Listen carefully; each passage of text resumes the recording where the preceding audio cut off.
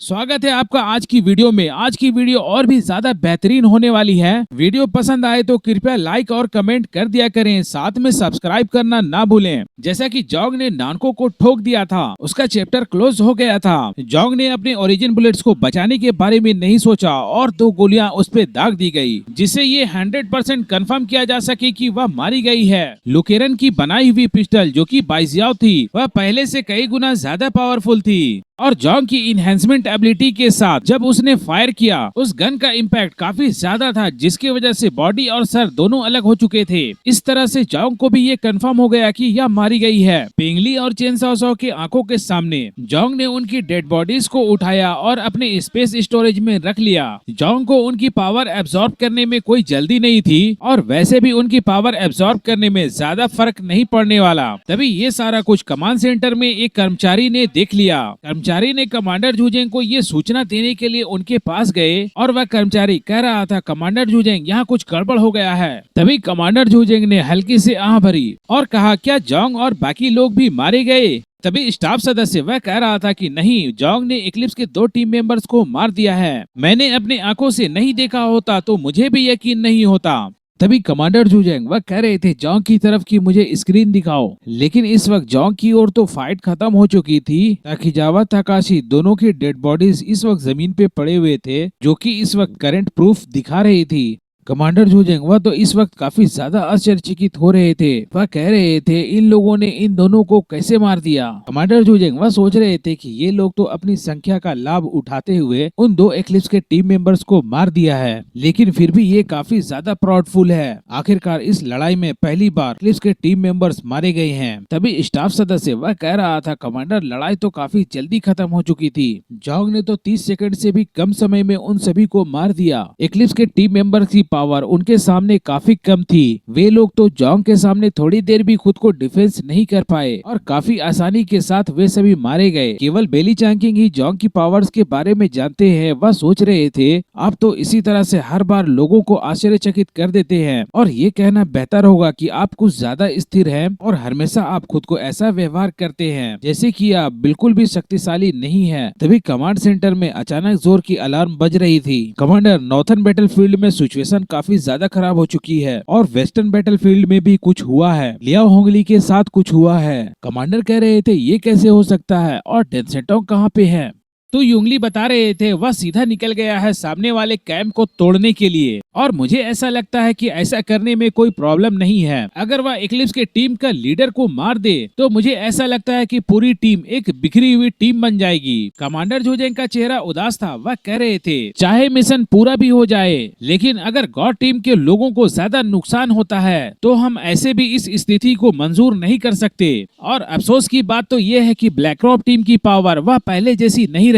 टियानाई city के fight में उसे काफी ज्यादा नुकसान हो चुका है। अभी तक उस टीम की पावर पहले जैसी नहीं हो पाई है। बाकी चारों इन्वेस्टिगेशन टीम वह अभी भी नहीं आए हैं, वे सभी तो मिशन कर रहे हैं। यही वजह था कि गॉड टीम को आगे बढ़कर कार्रवाई करना पड़ा। तभी कमांडर जूजेंग वह जोंग के बारे में सोच रहे थे, अरे ये तो सबसे अच्छा साथी है। वह कम्युनिकेशन डिवाइस के थ्रू जोंग को बता रहे थे, जोंग, फिलहाल अभी पीछे मत हटो। सबसे पहले आपके नजदीकी नॉर्थन फ्रंट लाइन में आपकी मदद की जरूरत है, बाकी लोग वापस आ सकते हैं। जोंग ने भी काफी शांत स्वभाव के साथ जवाब दिया, कमांडर, मैंने सुन लिया, ठीक है। कम्युनिकेशन चैनल के थ्रू जोंग को ये पता चल चुका था कि दोनों बैटलफील्ड में सिचुएशन कुछ अच्छी नहीं है। वह सोच रहे थे, अब जैसा कि गॉड टीम पहले से कार्रवाई कर रही है, इसलिए मुझे भी सपोर्ट करने के लिए जाना कोई बुरी बात नहीं है। जैसा कि जोंग के नेचर के हिसाब से वह कभी भी फाइट में पहल करना, फाइट को स्टार्ट करना वह नहीं चाहता। जैसा कि ऊपर से ऑर्डर आया है और काम भी उतना ज्यादा खतरनाक नहीं है, इसलिए उस काम को कर लेना ही ठीक है। उसका तो एक अलग रिलैक्स तरीका है। वैसे भी जोंग की एबिलिटी के हिसाब से अगर वह अकेला जाता है तो उसे अपनी जान बचाने में ज्यादा मुश्किल नहीं होगी।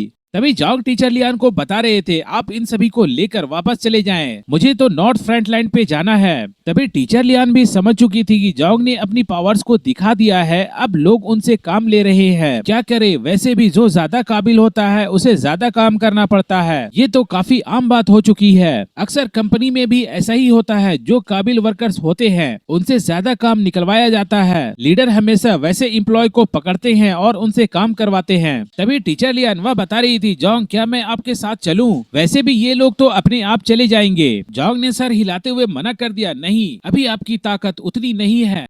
जैसा कि टीचर लियान की कॉम्बैट स्किल वह तो काफी ज्यादा है, लेकिन एक सुपर ह्यूमन म्यूटेंट्स के हिसाब से अभी भी उनके पास पावर्स की कमी है। वह एक डेल्टा लेवल 4 की सुपर ह्यूमन है, लेकिन उन्होंने डेल्टा लेवल में रहते हुए भी बहुत ही कम सुपर ह्यूमन की एसेंस को एब्जॉर्ब किया है। वह आम लीडर्स के सामने तो लड़ सकती है, जैसे कि आउटर सिटी के लीडर्स थे, लेकिन एक्लिप्स के खतरनाक टीम मेंबर्स के सामने उनका फाइट में जीत पाना थोड़ा मुश्किल हो सकता है। इसलिए जोंग रिस्क नहीं लेना चाहते हैं। जोंग सोच रहे थे टीचर लियान की सबसे पहले पावर को बढ़ाने का कोई तरीका ढूंढना होगा। अगर उसकी ताकत बढ़ जाती है तो वह जोंग के लिए एक बहुत ही बेहतर सपोर्टर बन सकती है। वह आने वाले फाइट के दौरान काफी ज्यादा मदद कर सकती है। जोंग ने जब उसे कमजोर कहा तो टीचर लियान थोड़ा मायूस हो चुकी थी। एक मास्टर लेवल के मार्शल आर्टिस्ट के रूप में कोई शख्स अगर उसे कमजोर कहे तो वह उसके लिए काफी बड़ी बात हो जाती है। जोंग को टीचर लियान की इतना प्यारा सा लुक देखने के बाद वह थोड़ा मुस्कुराते हुए कह रहे थे, अभी मजाक का वक्त नहीं है, समझदारी से बात मानो। जोंग ने काफी नॉर्मल लहजे में कहा, लेकिन टीचर लियान वह थोड़ा बुरा मान चुकी थी। वह कह रही थी, ठीक है, मैं आपकी बात मानती हूँ। लेकिन जब जोंग ने उससे बहुत ही नर्म लहजे और काफी मजाकिया अंदाज में बात किया,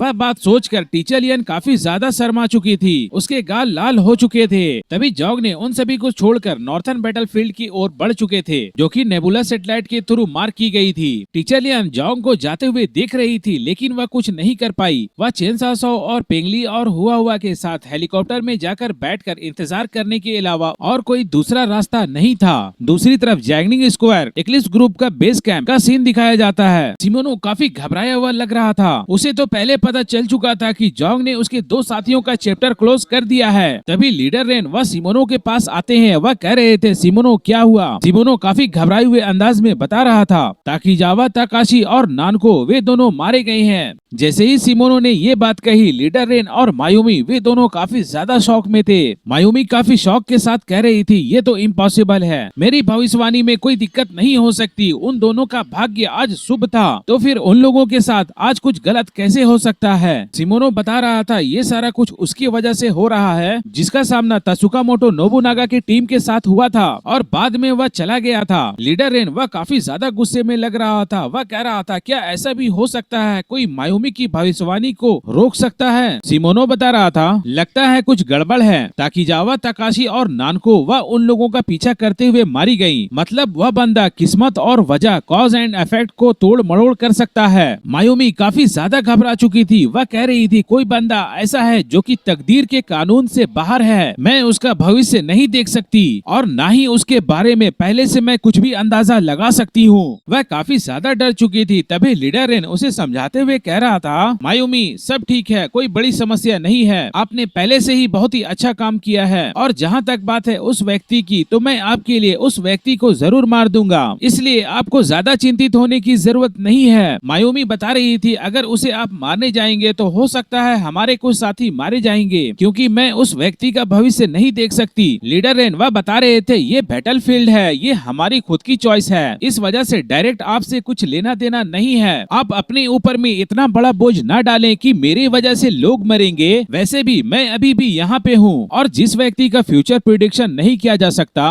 वैसे व्यक्ति को मारना और भी ज्यादा रोमांचक हो जाता है। तभी मायुमी वह सिमोनो को बता रही थी, जल्दी करो, जल्दी से हानाचियो को वापस बुलाओ, आज उसका भाग्य दुर्भाग्यपूर्ण है, आज उसका फ्यूचर खराब लग रहा है, उसे आज अपने आसपास सतर्क न रहने दें। वह तो हमारे बेस के आसपास गार्ड कर रही है, उसे वापस आने के लिए कहें। तभी अचानक डेंसेंटोंग उसके बेस में चला आता है और वह कह रहा था, आप लोग इसे खोज रहे हैं, मैंने इसे ले आया है। डेंसेंटोंग ने उसका काम तमाम कर दिया था।